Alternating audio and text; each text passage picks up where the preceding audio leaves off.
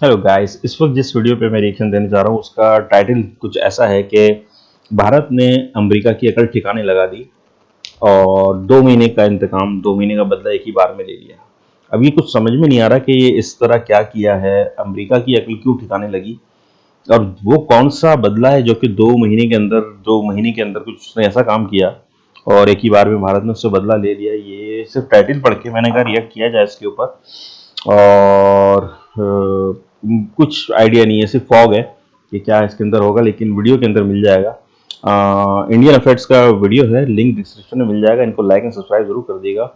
चलें इस मिस्ट्री को सॉल्व करते हैं और फिर इसके बाद रिएक्शन देते हैं। ये तो हम सबको पता है कि पाकिस्तान एयरफोर्स के F-16 फाइटर जेट्स को अपग्रेड करना पाकिस्तान के प्राइम मिनिस्टर शहबाज शरीफ, फिर फॉरेन मिनिस्टर बिलावल भुट्टो जरदारी और फिर उसके बाद पाकिस्तानी आर्मी चीफ कमर जावेद बाजवा, तीनों का एक के बाद एक अमेरिका का दौरा करना। उसके बाद यूएस एम्बेसडर का पीओके में जाकर पीओके को आजाद कश्मीर कहकर संबोधित करना और उसके ठीक 2 हफ्ते बाद बेहद आसानी से पाकिस्तान का 4 सालों के बाद FATF की ग्रे लिस्ट से बाहर निकलना। ये सारी चीजें 1-2 महीने के अंदर ही हो जाना, ये कोई इत्तेफाक या फिर बाई चांस या फिर बाय लक ये सारी चीजें एक ही साथ नहीं हुई हैं, बल्कि भारत और पाकिस्तान को लेकर अमेरिका की पॉलिसी में जो बदलाव आया है ये उसके कारण हो रहा है। जो बाइडेन एडमिनिस्ट्रेशन जानबूझकर पाकिस्तान के साथ कोऑपरेशन और भी ज्यादा मजबूत करने में लगा है ताकि भारत को ये मैसेज भेजा जा सके कि अगर भारत ने रशिया के साथ दूरी नहीं बनाई, रशिया को सपोर्ट करना बंद नहीं किया, तो फिर अमेरिका भी पाकिस्तान के साथ अपने टाइज पूरी तरह से खत्म नहीं करेगा। अमेरिका ये सब करके एक ही चीज चाहता है कि भारत रशिया के साथ टाइज खत्म करे, रशिया से ऑयल परचेज ना करे और रशिया से हम कोई भी हथियार ना खरीदें। जो बाइडेन एडमिनिस्ट्रेशन की टीम की तरफ से भारत को इशारों में कई बार कहा गया था, लेकिन भारत की रशिया के साथ अभी भी काफी क्लोज पार्टनरशिप मौजूद है। ऐसे में अमेरिका ने भारत को सबक सिखाने के लिए ये नया तरीका निकाला है, लेकिन भारत अमेरिका से भी 2 कदम आगे है। अगर अमेरिका भारत को सबक सिखा सकता है तो भारतीय सरकार भी अमेरिका को उसी की भाषा में जवाब देगी जो अमेरिका को समझ आता है। रेफरेंस के लिए आपकी स्क्रीन के ऊपर द इकोनॉमिक टाइम्स के आर्टिकल का स्क्रीनशॉट है, जिसके मुताबिक भारत के विदेश मंत्री डॉक्टर एस जयशंकर साहब यूक्रेन युद्ध के बीच रशिया की कैपिटल सिटी यानी रशिया की राजधानी मॉस्को जा रहे हैं। यूक्रेन युद्ध शुरू होने के बाद डॉक्टर एस जयशंकर साहब का ये पहला रशिया का दौरा होने वाला है। रिपोर्ट्स के मुताबिक इस ऑफिशियल विजिट की अभी तक डेट्स डिसाइड नहीं हो पाई हैं, लेकिन माना जा रहा है कि अगले महीने नवंबर के स्टार्टिंग यानी पहले 2 हफ्तों में ये विजिट हो सकती है। ये 2 से 3 दिन का दौरा हो सकता है, जिस दौरान डॉक्टर एस जयशंकर साहब रशिया के विदेश मंत्री सर्गेई लावरोव और बाकी रशिया के टॉप ऑफिशियल्स के साथ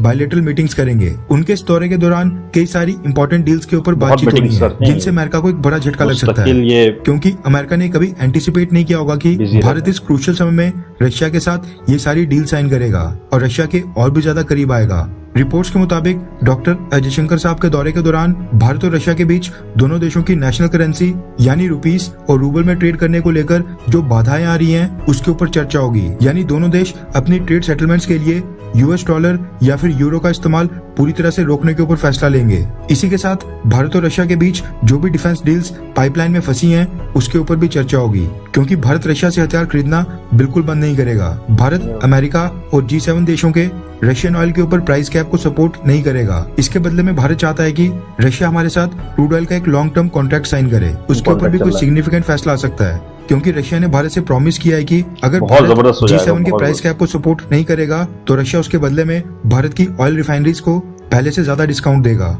इसके अलावा यूक्रेन युद्ध, फूड सिक्योरिटी, ट्रेड रूट्स और कुछ ग्लोबल इश्यूज के ऊपर चर्चा होने की संभावना है। डॉक्टर एस जयशंकर साहब की रशिया की विजिट ऐसे समय पर हो रही है जब अमेरिका पाकिस्तान के क्लोज जा रहा है। ऐसे में माना जा रहा है कि भारत रशिया के साथ अपनी पार्टनरशिप को प्रायोरिटाइज करने के लिए सोच रहा है, यानी रशिया के साथ अपने संबंधों को प्राथमिकता देने के बारे में सोच रहा है। अमेरिका भारत से दूर जा रहा है। ऐसे में आपको क्या लगता है कि क्या भारत की फॉरेन पॉलिसी बिल्कुल सही दिशा में जा रही है, हाँ या फिर ना?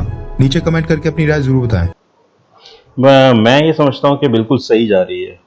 अब अगर स्टैंड ले लिया तो पीछे हटने की कोई ज़रूरत नहीं है। अमेरिका चाहे कुछ भी करता रहे, उसका भारत उसको ये बोलना चाहिए भाई तुझे हमसे क्या लेना देना। हम अपनी जो भी पॉलिसी रखे हैं वो ऑयल की एक मंसूबा चल रहा है यहाँ पे और वो भारत के हक में है और भारत बहुत इससे बहुत फ़ायदा हासिल कर सकता है। भारत के आम नागरिक को फ़ायदा पहुँचेगा, सबसे बड़ी बात ये। तो वो ऐसे मुल्क से कैसे अपनी पीठ कर सकता है जो कि उसको इतना फ़ायदा पहुँचा रहा है और आगे भी बहुत सारी डील कर रहा है। और रशिया को कोई ना कोई सहारा तो चाहिए था। पहले पाकिस्तान की तरफ था वो, फिर वो जाहिर सी बात है यहाँ पे नहीं बनी तो फिर वो इंडिया की तरफ आया और इंडिया से तो बहुत पुराने ताल्लुकात हैं रशिया के, तो सही जगह आ गया।